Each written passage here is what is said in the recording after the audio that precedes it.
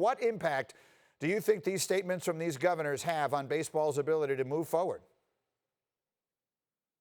Well, Greeny, it certainly doesn't hurt baseball's efforts, but we also have to understand this is a multifaceted process. And as much as governors want to think that they've got the power to bring sports back in their state, it's going to be going through a couple different levels before we get those teams back. Remember, you've got local officials as well, like mayors and like city councils and all sorts of different politicians who can stymie those types of efforts. But even more, it's the local health officials, Greeny, who are going to be the ones to rubber stamp these sports coming back. They're going to look at the plans and the protocols that these leagues have in place and say, we believe that you are going to be safe for yourself and for the public, or we believe you are going to be a hazard and we're not going to allow you to play. All right, now on baseball's side, they released a lengthy memo. It was some 67 pages about safety procedures and plans. I'm not expecting most of our fans to read all of it. So what are the most important things?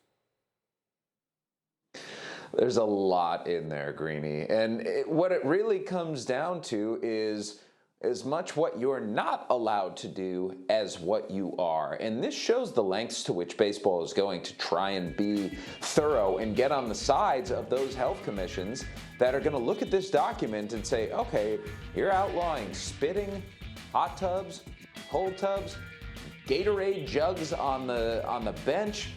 Players aren't allowed to stand next to each other during the national anthem. You're suggesting maybe you guys don't even take showers post-game?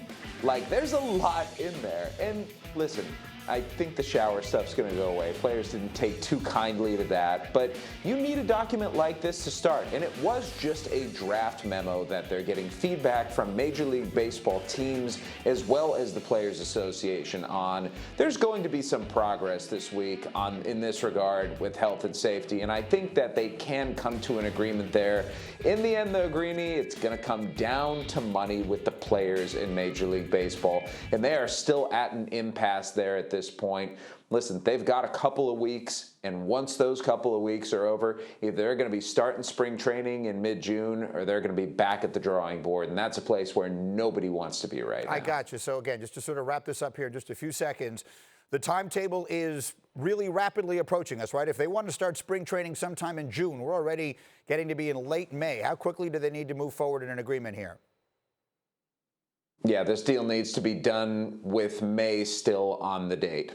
Like that, it's as simple as that. If you don't have that, then you will not have baseball in early July, starting off actual regular season games. You will not have spring training. There's so much logistically, Greeny, that needs to get done that this 67-page plan outlines. And whether it's physicians, whether it's teams, whether it's players, you need to have everything running as smoothly as possible if you want to hit those timetables. All right, to have happen in May, then we're talking about less than 2 weeks. Today is the 19th. We'll see where it winds up.